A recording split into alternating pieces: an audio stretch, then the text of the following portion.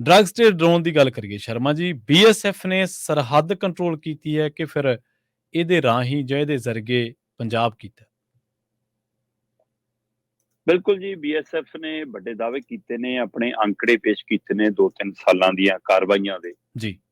ਤੇ ਉਹਨਾਂ 2-3 ਸਾਲ ਦੀਆਂ ਕਾਰਵਾਈਆਂ ਦੇ ਦੌਰਾਨ ਉਹਨਾਂ ਨੇ ਪਾਕਿਸਤਾਨ ਲੱਗਦੀ ਸਰਹੱਦ ਦੇ ਹਵਾਲੇ ਨਾਲ ਖਾਸ ਕਰਕੇ ਉਹ ਤੱਥ ਸਾਹਮਣੇ ਲਿਆਂਦੇ ਨੇ ਜੀ। ਕਿ ਜੰਮੂ ਕਸ਼ਮੀਰ 'ਚ ਅਸੀਂ ਕੀ ਕੁਝ ਬਰਾਮਦ ਕੀਤਾ, ਪੰਜਾਬ ਦੀ ਸਰਹੱਦ ਤੋਂ ਕੀ ਕੁਝ ਬਰਾਮਦ ਕੀਤਾ, ਰਾਜਸਥਾਨ ਦੀ ਸਰਹੱਦ ਤੋਂ ਕੀ ਕੁਝ ਬਰਾਮਦ ਕੀਤਾ, ਤੇ ਉਹਨਾਂ ਦੇ ਅੰਕੜੇ ਦਸਤਾਵੇਜ਼ ਸਾਹਮਣੇ ਰੱਖ ਰਹੇ ਨੇ ਜੀ। ਬੀਐਸਐਫ ਨੇ ਕੱਲ ਬਕਾਇਦਾ ਪ੍ਰੈਸ ਕਾਨਫਰੰਸ ਕੀਤੀ, ਚੰਡੀਗੜ੍ਹ ਦੇ ਵਿੱਚ ਪ੍ਰੈਸ ਕਾਨਫਰੰਸ ਕੀਤੀ, ਤੇ ਉਹਦੇ ਵਿੱਚ ਇਹ ਦੱਸਿਆ ਕਿ ਜੀ ਪਾਕਿਸਤਾਨ ਦੀਆਂ ਹਰਕਤਾਂ ਤੇ ਸਾਡੀ ਲਗਾਤਾਰ ਨਜ਼ਰ ਆ, ਤੇ 3 ਸਾਲਾਂ 'ਚ ਡਰੋਨ ਰਾਹੀਂ ਆਈ 1221 ਕਿਲੋ ਹੈਰੋਇਨ ਅਸੀਂ ਜ਼ਬਤ ਕੀਤੀ ਆ। ਅਰਬਾਂ ਖਰਬਾਂ ਤੋਂ ਕਿਤੇ ਦੀ ਗਾਂ ਦੀ ਬਣਦੀ ਹੈ ਨਾ। 1200 ਕਿਲੋ ਤੋਂ ਵੱਧ, 1221 ਕਿਲੋ ਜੀ ਜੀ ਤੋਂ ਜ਼ਿਆਦਾ ਹੈਰੋਇਨ ਜ਼ਬਤ ਕੀਤੀ ਆ। ਇਹ ਪ੍ਰਾਪਤੀ ਹੈ ਬੀਐਸਐਫ ਦੀ। ਧੰਨਵਾਦ। ਬੀਐਸਐਫ ਕਹਿੰਦਾ ਜੀ 1 ਸਾਲ ਦੇ ਵਿੱਚ ਅਸੀਂ ਪਾਕਿਸਤਾਨ ਵਾਲੇ ਪਾਸਿਓਂ ਆਏ 95 ਡਰੋਨ ਡੇਗ ਲਏ, 95 ਡਰੋਨ ਮਾਰੇ। ਜੀ ਜੀ। ਤੇ ਇਹਨਾਂ ਚੋਂ ਸਭ ਤੋਂ ਜ਼ਿਆਦਾ ਅੰਕੜੇ ਕਹਿੰਦੇ ਜੀ ਪੰਜਾਬ 'ਚ ਨੇ। ਪੰਜਾਬ 'ਚ ਅਸੀਂ 95 ਚੋਂ 71 ਤੱਕ ਇਕੱਲੇ ਪੰਜਾਬ 'ਚ ਡਿੱਗੇ ਨੇ। ਠੀਕ ਆ, ਅੱਛਾ। ਸੋ ਇਹ ਫਿਰ ਇਸੇ ਤਰ੍ਹਾਂ ਕਹਿੰਦੇ ਜੀ ਅਸੀਂ ਹੁਣ ਆਪਣੇ ਹੋਰ ਪਹਿਲੂਆਂ ਤੋਂ ਟ੍ਰੇਨ ਕਰ ਰਹੇ ਹਾਂ ਆਪਣੇ ਜਵਾਨਾਂ ਨੂੰ, ਤਾਂ ਕਿ ਉਹ ਹਰ ਤਰ੍ਹਾਂ ਦੀ ਤਕਨੀਕ ਦੇ ਹਿਸਾਬ ਨਾਲ ਉਹਦੇ ਹਾਣੀ ਹੋ ਸਕਣ। ਜੀ। ਕਹਿੰਦੇ ਜੀ ਜੇਕਰ ਮੈਂ ਅੰਕੜੇ ਦੱਸਾਂ ਤਾਂ ਇਹ ਕਹਿੰਦੇ ਜੀ ਪੰਜਾਬ 'ਚ 3 ਸਾਲਾਂ 'ਚ ਜਿੰਨੀ ਹੈਰੋਇਨ ਤੇ ਡੋਡੇ ਵਗੈਰਾ ਆਏ, ਉਹ 2021 ਦੇ ਵਿੱਚ 485 ਕਿਲੋ ਦੇ ਕਰੀਬ ਕਹਿੰਦੇ ਜ਼ਬਤ ਕੀਤੇ ਜੀ, ਸਾਲ 2021 ਦੇ ਵਿੱਚ ਬੀਐਸਐਫ ਨੇ। 2022 ਦੇ ਵਿੱਚ ਕਹਿੰਦੇ ਜੀ ਇਹ 317 ਕਿਲੋ ਸੀਗੇ ਜੀ। 2023 ਦੇ ਵਿੱਚ 420 ਕਿਲੋ ਸੀਗੇ ਕਰੀਬ ਲਗਭਗ। ਠੀਕ ਹੈ। ਤੇ 2023 ਦੇ ਵਿੱਚ ਹੁਣ ਤੱਕ ਕਹਿੰਦੇ ਜੀ ਅਸੀਂ 6 ਕਿਲੋ 5.17 ਕਿਲੋ ਜਿਹੜਾ ਡੋਡੇ ਆ ਉਹ ਫੜ ਲਿਆ ਜੀ। ਬੇਸ਼ੱਕ ਇਸ ਮਸਲੇ ਦੇ ਵਿੱਚ ਕਹਿੰਦੇ ਜੀ ਕਿ ਰਾਜਸਥਾਨ ਵੀ ਮੋਹਰੀ ਚ ਆਉਂਦਾ। ਕਸ਼ਮੀਰ ਚ ਕਹਿੰਦੇ ਜੀ ਜਿਵੇਂ ਅਸੀਂ 2021 17 ਕਿਲੋ ਫੜਿਆ ਸੀ, 22 ਦੇ ਵਿੱਚ 2 ਕਿਲੋ ਫੜ ਲਿਆ, 23 ਦੇ ਵਿੱਚ 11 ਕਿਲੋ ਫੜ ਲਿਆ। ਜੰਮੂ ਇਸੇ ਤਰ੍ਹਾਂ, ਜੰਮੂ ਦੇ ਵਿੱਚ ਇਸ ਤਰ੍ਹਾਂ, ਰਾਜਸਥਾਨ ਦੇ ਵਿੱਚ ਕਹਿੰਦੇ ਰਾਜਸਥਾਨ ਬਾਰਡਰ ਤੋਂ 2023 ਦੇ ਵਿੱਚ 115 ਕਿਲੋ ਤੋਂ ਜ਼ਿਆਦਾ ਇਹ ਸਮਾਨ ਜ਼ਬਤ ਕੀਤਾ ਗਿਆ। ਇੱਕ ਪਾਸੇ ਆ, ਦੂਏ ਪਾਸੇ ਡਰੋਨ ਦਾ ਹਵਾਲਾ ਉਹਨਾਂ ਨੇ ਦਿੱਤਾ ਜੀ ਕਿ ਅਸੀਂ ਡਰੋਨ ਜਿਹੜੇ 95 ਫੜੇ, ਉਹਨਾਂ ਚੋਂ 71 ਕੱਲੇ ਪੰਜਾਬ ਦੀ ਹੱਦ 'ਚ ਫੜੇ। ਤੇ ਕਹਿੰਦੇ ਜੀ ਅਸੀਂ ਬਕਾਇਦਾ ਇੱਕ ਲਿਸਟ ਤਿਆਰ ਕੀਤੀ ਆ, ਤੇ ਉਹ ਲਿਸਟ ਅਸੀਂ ਪੰਜਾਬ ਪੁਲਿਸ ਨੂੰ ਸੌਂਪਦੀ। ਪੰਜਾਬ ਪੁਲਿਸ ਉਹਨਾਂ ਤੇ ਕਾਰਵਾਈ ਨਹੀਂ ਕਰਦੀ। ਸਰਹੱਦੀ ਖੇਤਰ 'ਚ ਨਸ਼ਾ ਤਸਕਰ ਜਿਹੜੇ ਰਹਿੰਦੇ ਆ ਜੀ, ਅਸੀਂ ਉਹਨਾਂ ਦਾ ਇੱਕ ਡਾਟਾ ਇਹਨਾਂ ਨੂੰ ਦਿੱਤਾ। ਪ੍ਰਵੀਨ ਜੀ, ਬੀਐਸਐਫ ਇੱਕ ਤਰ੍ਹਾਂ ਨਾਲ ਆਪਣੇ ਉਹਨਾਂ ਅਧਿਕਾਰ ਖੇਤਰਾਂ ਦੇ ਹਵਾਲੇ ਨਾਲ ਇਹ ਦੱਸਣਾ ਚਾਹੁੰਦੀ ਹੈ ਕਿ ਅਸੀਂ ਅਜੇ ਵੀ ਪੁਲਿਸ ਨੂੰ ਦੱਸ ਰਹੇ ਹਾਂ। ਠੀਕ ਹੈ, ਅੱਛਾ। ਅਸੀਂ ਅਜੇ ਵੀ ਪੰਜਾਬ ਪੁਲਿਸ ਨੂੰ ਤਾਲਮੇਲ 'ਚ ਲੈ ਰਹੇ ਹਾਂ, ਪਰ ਹਕੀਕਤ ਦੇ ਵਿੱਚ 15 ਕਿਲੋਮੀਟਰ ਤੋਂ ਵਧਾ ਕੇ ਜਦੋਂ ਉਹਨਾਂ ਦੀ ਹੱਦ 50 ਕਿਲੋਮੀਟਰ ਆ ਗਈ, ਹੁਣ ਉਹਨਾਂ ਨੂੰ ਉਸ 50 ਕਿਲੋਮੀਟਰ ਦੇ ਦਾਇਰੇ ਦੇ ਵਿੱਚ ਐਕਸ਼ਨ ਲੈਣ ਲੱਗਿਆ। ਪੰਜਾਬ ਪੁਲਿਸ ਨੂੰ ਪੁੱਛਣ ਦੀ ਵੀ ਲੋੜ ਨਹੀਂ ਤੇ ਦੱਸਣ ਦੀ ਵੀ ਲੋੜ ਨਹੀਂ। ਪੰਜਾਬ ਸਰਕਾਰ ਨੂੰ ਇਤਲਾਹ ਕਰਨ ਦੀ ਵੀ ਲੋੜ ਨਹੀਂ, ਸੰਬੰਧਿਤ ਥਾਣੇ ਨੂੰ ਨਾਲ ਲੈਣ ਦੀ ਵੀ ਲੋੜ ਨਹੀਂ। ਸੋ ਇਹ ਪੂਰੀ ਤਰ੍ਹਾਂ ਨਾਲ ਜਦੋਂ ਖੇਤਰਪਾਲ ਦੇ ਹਿਸਾਬ ਨਾਲ ਇਹ ਗੱਲ ਸਮਝੋਗੇ ਕਿ ਸਰਹੱਦ ਦੇ ਜਿਹੜੇ ਵੀ ਖੁੰਝੇ ਤੋਂ 50 ਕਿਲੋਮੀਟਰ ਨਾਪੋਗੇ, ਤਾਂ ਉਸ ਹਵਾਲੇ ਨਾਲ ਜਦੋਂ ਪੰਜਾਬ ਦਾ ਖੇਤਰਫਲ ਦੇ ਹਿਸਾਬ ਨਾਲ ਦੇਖੋਗੇ ਤਾਂ ਅੱਧਾ ਪੰਜਾਬ ਬੀਐਸਐਫ ਦੇ ਕੰਟਰੋਲ ਥੱਲੇ। ਹੁਣ ਰੋਕਣੀ ਤਾਂ ਤੁਸੀਂ ਸਰਹੱਦ ਤੇ ਸੀ ਇਹ ਚੀਜ਼ਾਂ ਜੀ, ਤੇ ਤੁਸੀਂ ਆ ਗਏ ਇੱਧਰਲੇ ਪਾਸੇ ਨੂੰ। ਹੁਣ ਇਸ ਦਾ ਕੀ ਇਹ ਰਾਜਨੀਤਿਕ ਕਰਨਾ ਜੀ? ਪ੍ਰਵੀਨ ਜੀ, ਜਦੋਂ 15 ਤੋਂ 50 ਕਿਲੋਮੀਟਰ ਕੀਤਾ ਗਿਆ ਤਾਂ ਇਹਦੇ ਨਾਲ ਸਾਡੇ ਸ਼ਹਿਰ, ਸਾਡੇ ਕਸਬੇ, ਸਾਡੇ ਪਿੰਡ, ਅੱਧਾ ਪੰਜਾਬ ਉਹਦੇ ਦਾਇਰੇ 'ਚ ਆ ਗਿਆ। ਤੇ ਹੋ ਕੀ ਰਿਹਾ ਮੈਂ ਉਹ ਵੀ ਦੱਸ ਦਿੰਦਾ ਜੀ। ਬਕਾਇਦਾ ਤੌਰ ਤੇ ਆਰਜੀ ਚੌਂਕੀਆਂ ਦੁਬਾਰਾ ਬਣ ਗਈਆਂ ਇਹਨਾਂ ਖੇਤਰਾਂ 'ਚ। ਠੀਕ ਹੈ। 84 ਵਾਲੇ ਦੌਰ 'ਚ ਬਣਾਈਆਂ ਸੀ ਇਹਨਾਂ ਨੇ, ਥਾਂ ਦਾ ਤੁਹਾਨੂੰ ਯਾਦ ਹੋਣਾ ਧਿਆਨ ਦੇ ਨਾਲ, ਕਿ ਰੇਤ ਦੇ ਥੈਲੇ ਜੇ ਲੱਗੇ ਹੁੰਦੇ ਸੀ, ਮੂਰੇ ਲੋਹੇ ਦਾ ਟੀਨ ਜਾ ਲਾਇਆ ਹੁੰਦਾ ਸੀ, ਜੇ ਉਹ ਹੈ ਨਾ।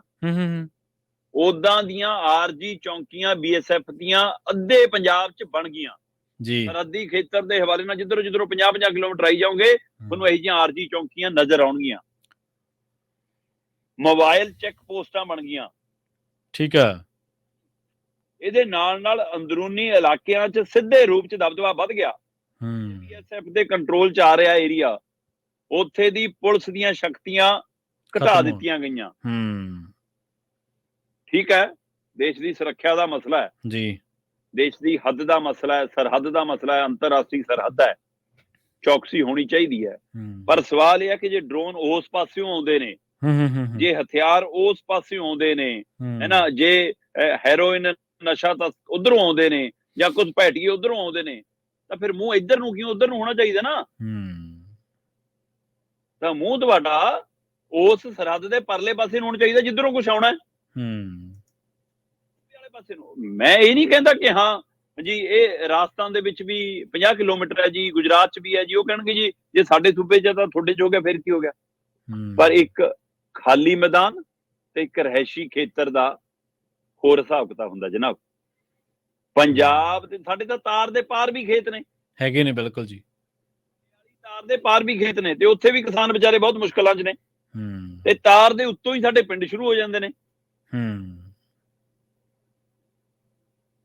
ਜੀ ਸਾਡੀਆਂ ਸਰਹੱਦਾਂ ਤੋਂ ਪਿੰਡ ਤੇ ਘਰ ਤੇ ਸ਼ਹਿਰ ਤੇ ਕਸਬੇ, ਤੇ ਇੱਥੋਂ ਦਾ ਲਾਓ ਕਿ ਕੀ BSF ਦੇ ਰਾਹੀਂ ਕੇਂਦਰ ਕੰਟਰੋਲ ਵਾਲੀ ਨੀਤੀ ਤਾਂ ਨਹੀਂ ਜੀ। ਪ੍ਰਵੀਨ ਜੀ, ਕੱਲ ਧਾਰਾ 370 ਨੂੰ ਲੈ ਕੇ ਫੈਸਲਾ ਆਇਆ। ਹਾਂਜੀ ਹਾਂਜੀ ਆਇਆ।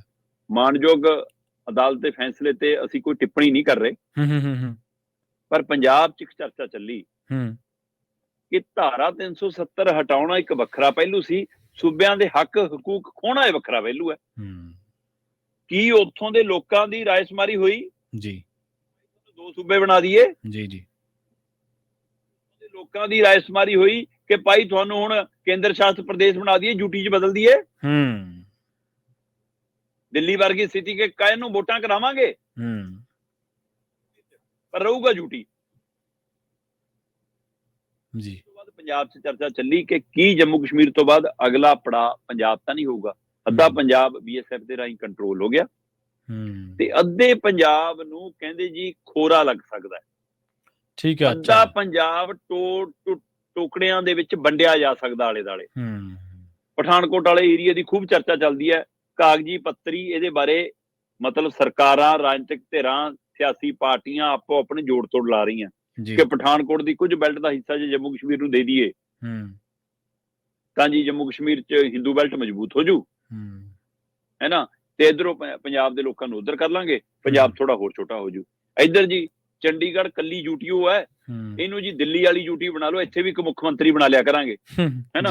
ਥੋੜਾ ਜਿਹਾ ਹਰਿਆਣੇ 'ਚੋਂ ਲੈ ਲਓ, ਮਤਲਬ ਕਿ ਏਰੀਆ ਪੰਚਕੁਲੇ ਵਾਲਾ ਏਰੀਆ, ਹੈ ਨਾ, ਪੰਜੌਰ ਵਾਲਾ ਏਰੀਆ, ਥੋੜਾ ਜਿਹਾ ਹਰਿਆਣੇ ਦਾ ਲੈ ਲਓ, ਥੋੜਾ ਜਿਹਾ ਬੱਦੀ ਬੁੱਦੀ ਹਿਮਾਚਲ ਵਾਲਾ ਲੈ ਲਓ, ਤੇ ਪੰਜਾਬ ਉਹ ਮਰਿੰਡਾ, ਕਰਾਲੀ, ਮੋਹਾਲੀ, ਹੈ ਨਾ, ਡੇਰਾਬੱਸੀ, ਬਨੂੜ, ਇਹ ਸਾਰਾ ਚੰਡੀਗੜ੍ਹ, ਜੀਰਕਪੁਰ, ਇਹ ਸਾਰਾ ਕੁਝ ਚੰਡੀਗੜ੍ਹ ਨਾਲ ਜੋੜ ਦੋ,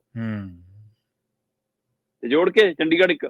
ਸੋ ਇਸ ਤਰ੍ਹਾਂ ਪੰਜਾਬ ਨੂੰ ਖੋਰਾ ਲਾਉਣ ਦੀਆਂ ਤਜਵੀਜ਼ਾਂ ਤੇ ਵੀ ਕੰਮ ਹੋ ਰਿਹਾ, ਤੇ ਅੱਧਾ ਪੰਜਾਬ ਏਦਾਂ ਕੰਟਰੋਲ ਆ, ਅੱਧਾ ਪੰਜਾਬ ਏਦਾਂ ਜੇ ਖਿੰਡਿਆ।